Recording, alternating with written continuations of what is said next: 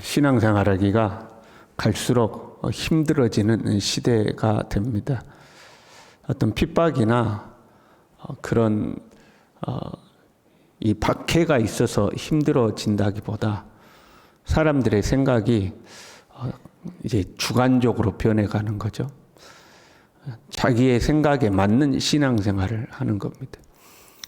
그리고 이제 정보가 많아지다 보니까 자기가 취사 선택하는 것이 가능해지는 겁니다. 과거에는 뭐 온라인도 안 되고 그럴 때는 그냥 내가 다니는 교회가 전부잖아요. 내가 다니는 교회가 전부고 그 교회에서 배운 말씀이 전부고 간혹 가다가 다른 교회에서 부흥회 한다고 그러면 그 교회 부흥회 이렇게 가서 은혜 받는다든가 뭐 그런 게 전부인 거죠. 근데 지금은 유튜브라든가 이런 온라인을 통해서 모든 목사님의 설교를 다 듣고 뭐 어떤 신학자의 설교도 듣고 가르침도 듣고 강의도 듣고 이런 이론 저런 이론 다 듣는 거 아니에요? 그러면서 이제 본인이 선택을 하는 거죠. 나는 이게 좋아. 나는 이게 좋아. 이렇게 선택하는 거죠. 그러다 보니까 신앙생활이 철저히 이제 자기 중심적으로 변해가는 거죠. 그럼 신앙생활이라는 것을 하는데 그 신앙생활도 자기 소견에 옳은 대로 하는 겁니다. 그 사사시대에 사람들이 자기 소견에 옳은 대로 한다고 해서 그들이 하나님을 완전히 버려버린 거 아니거든요. 자기 생각에 맞는 방법으로 하나님을 섬기는 거죠. 나는 하나님도 섬기고 바알도 섬기는 게 맞다고 생각해. 그래서 안식일이 되면 하나님 앞에 제사 드리고 끝나면 또 바알에게 가서 그 바알 앞에서 엎드리고 이제 이렇게 사는 거거든요. 자기 생각에 맞게 사는 시대죠.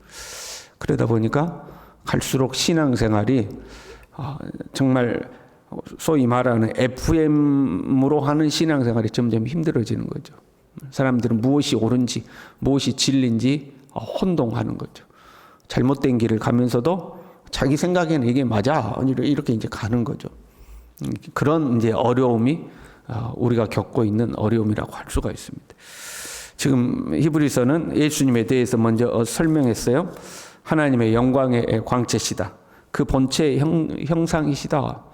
예수님이 이 세계를 창조하셨고 하나님 우편에 앉으셔서 통치하신다. 우리의 구속사역을 이루시고 보좌 우편에 앉으신 분이다 하고 예수님에 대해서 설명했어요.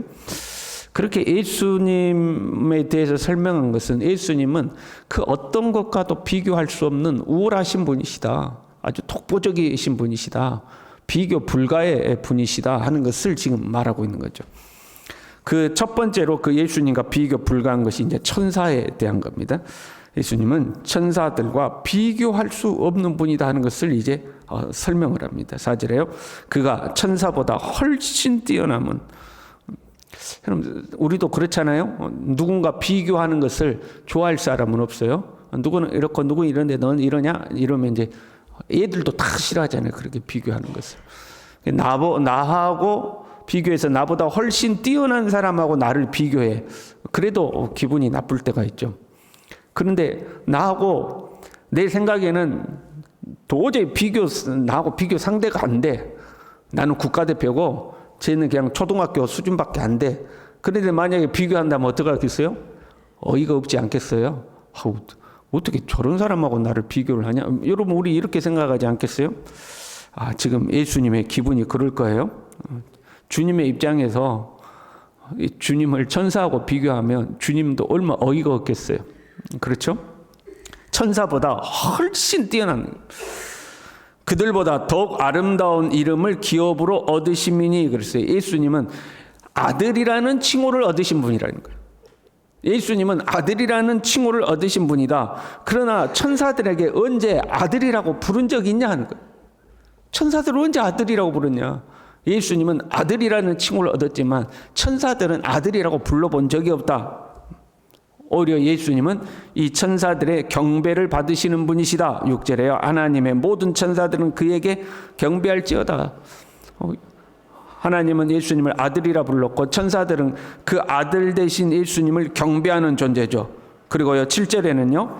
천사들은 바람과 불꽃처럼 하나님의 일꾼이요 도구로서 사용되는 존재다. 천사들은 그냥 일꾼이다. 하나님의 도구다. 그러나 아들은요, 8절에요. 하나님이여 주의 보좌는 영영하며 주의 나라의 규는 공평한 규이니이다. 보좌와 규는 통치를 의미해요. 그러니까 예수님은 그 보좌가 영원한 통치하는 분이다 하는 거예요. 예수님은 다스리는 분이고 천사들은 그 통치에 순종하여 일하는 바람과 불꽃 같은 존재들이다 하는 거죠. 예수님은 다스리시는 분, 천사들은 도구이다 하는 거죠. 그 예수님은 창조주로서 피조물과 달리 예수님은 영원하신 분이죠. 11절에요. 주여 태초에 주께서 땅에 기초를 두셨으며 하늘도 주의 손으로 지으신 바라. 그 하나님이 예수님이 여기서 주의할 때는 예수님을 말하는 거예요. 예수님이 이 모든 것을 만드셨다는 거예요. 그것들은 멸망할 거지만 주는 영존할 것이다. 그것들은 옷과 같이 낡아지지만 그래서 결국 의복처럼 갈아입을 것이지만 예수님의 연대는 다함이 없이 영원하다는 거예요. 이 세상에 그 어떤 것도 영원하지 않지만 예수님은 영원하신 분이다. 천사들은요, 성도들을 섬기기 위해서 파견된 자들이죠. 13절부터 보면요, 어느 때에 천사 중 누구에게 내가 네 온수로 네 발등상이 되게 하기까지 너는 내 우편에 앉아 있으라 하셨느냐? 야, 너 힘들지, 피곤하지? 야, 잠깐 너 앉아 있어. 잠깐 너 쉬고 있어. 그렇게 말한 적이 없다는 거예요. 왜요? 천사들이 하는 일이 섬기는 일이니까. 천사들은 구원받은 성도들을 섬기는 일을 하는 거다. 그래서 예수님과 천사들이 사실 비교할 수 없다, 그 이야기를 하신 거예요. 감히 천사하고 비교할 수 없을 정도로 예수님은 우월하신 분이다. 지금 당대의 사람들이 야, 천사가 더 나은 거 아니야? 이제 그런 이야기를 하는 거거든요. 예수님은 우리를 대속하기 위해서 육신을 입고 이 땅에 오셨고, 천사들은 육신이 없는 영적인 존재로서 하잖아요. 여러분, 천사가 광명한 빛으로 어느 날 우리에게 탁 날개 달린 천사가 여러분 기도하고 있는데 갑자기 환한 빛이 비치더니 싹 천사가 나타나가지고 아무개야 그럼 막 여러분 깜짝 놀라지 않겠어요? 막 그 천사는 막 너무 영광스럽게 보이는 거예요. 그리고 확 이야기하더니 또 슬그머니 싹 사라지고. 이름이라도 알려주십시오. 내가 가브리엘이다. 뭐 한단 말이에요. 이야, 가브리엘 천사 말이에요. 근데 예수님은 육신을 입고 이 땅에서 뭐 날개가 달렸어요. 뭐 그런 적이 없잖아요. 야, 천사가 훨씬 나아. 천사는 날개 달려가지고 빛 가운데 나타났다가 사라지기도 하고. 그 예수님은 뭐 이제 이렇게 생각하는 거죠. 그래서 천사가 더 낫다고 사람들이 이제 생각한 거죠. 그러나 그 천사와 비교할 수 없는 분이다 하는 거죠. 거기에 그걸 길게 이야기해요. 말씀을 기초로 해가지고 비교할 수 없는 분이다 하고서 이제 2장 1절에요. 그러므로 우리는 들은 것에 더욱 유념함으로 우리가 흘러 떠내려가지 않도록 함이 마땅하니라. 우리가 이미 들은 복음에 유념하다, 더욱 유념하다. 유념하다는 것은 늘 마음에 두어 꽉 붙잡다 그런 거예요. 이미 들은 복음을 우리 마음속에 잘 간직하고 그 복음을 꽉 붙들고 있어야 된다. 그렇지 않으면 어떻게 돼요? 흘러 떠내려가지 않도록 함이 마땅하니라. 이 복음을 꽉 붙들고 있지 않으면 여기서 이런 이야기하고 저기서 저런 이야기하고 야, 네 천사 봤냐? 천사 만나봤냐? 천사가 얼마나 하려고 말이야. 막 광명한 빛이 비치고 호련이 왔다고 호련이 사라지고 시공간을 초월해서 왔다 갔다 하는 천사인데 야, 예수님은 그런 거 없잖아. 막 이런 이야기하면 이 복음을 꽉 붙들고 있지 않으면 탁 떠내려가 버린다는 거죠. 우리 시대도요. 떠나려가기 좋은 시대예요. 너무 많은 정보들이 이리 가고 저리 가고 이리 가고 저리 가고 그러면서 이 시대의 사조가 어느 한 방향으로 흘러가면 요즘은 다 그래. 그러면서 우리도 떠나려가죠. 우리가 사는 시대는 그 어느 때보다도요 과학 문명이 발달해 있죠. 사람들은 과학적이다는 것으로 신앙을 멀리하려고 할 때가 있어요. 그런데 과학은 하나님에게서 나온 거거든요. 과학이 연구가 더 되면 결국 이 우주 만물을 창조하신 절대자가 있다는 것을 과학적으로 알게 되는 거죠. 지금도 많은 과학자들이 연구를 하다가 이거는 절대자가 개입하지 않고는 이루어질 수 없는 세상이다 깨닫는 사람들은 하나님을 믿죠. 하나님이 이 세상을 창조하셨다는 것을 믿어요. 우연히 만들어졌다고 하기에는 이 세상이 너무 정교한 거예요. 너무 정교하게 누군가가 개입하지 않고는 만들어질 수 없는, 우리가 그렇잖아요. 이 컵 보고 그건 우연히 만들어졌다고 말할 사람이 아무도 없잖아요. 딱 봐도 이거는 누군가가 만든 건데 이런 거죠. 과학자들이 우주에 대해서 이 지구의 어떤 기원에 대해서 연구하다 보면 이거는 누군가가 만들어야 이렇게 될 수밖에 없다는 사실들을 이제 깨닫게 되거든요. 그런 사람들은 하나님을 이제 믿는 거죠. 그래서 과학은 하나님께서 나왔다. 그 과학 문명의 발달함과 동시에 함께 발달한 것이 이제 인본주의라는 거죠. 사실은 이 과학보다도 무서운 게 인본주의죠. 말 그대로 사람이 중심이, 사람이 근본이 되는 주의. 근데 이 인본주의의 무서운 것은 뭐냐면 악하지가 않아요. 인본주의는 선하거든요. 사람을 사랑하고, 사람을 존중하고, 사람은 중요하고, 사람이 소중하다는 거죠. 그러니까 이게 좋아 보이는데, 근데 복음하고는 멀어지거든요. 그게 이제 이게 무서운 거죠. 인본주의가 더 매력이 있어요. 사람들에게는 그렇잖아요. 인본주의가 훨씬 더 매력이 있는 거. 복음주의 신앙을 가진 사람들이 이상해 보인 거죠. 뭐 그렇게까지 할 필요 있냐? 꼭 그렇게 오직 예수 할 필요 있냐? 야, 뭐 교회 다니는 사람은 교회 다니고 절에 다니는 사람은 절에 다니고, 이건 믿을 사람은 이건 믿고 저건 믿을 사람은 저건 믿고, 그러다 보면 다 좋은 세상 가는 거 아니냐? 종교라는 것이 다 서로 사랑하고 화합하려고 있는 거지.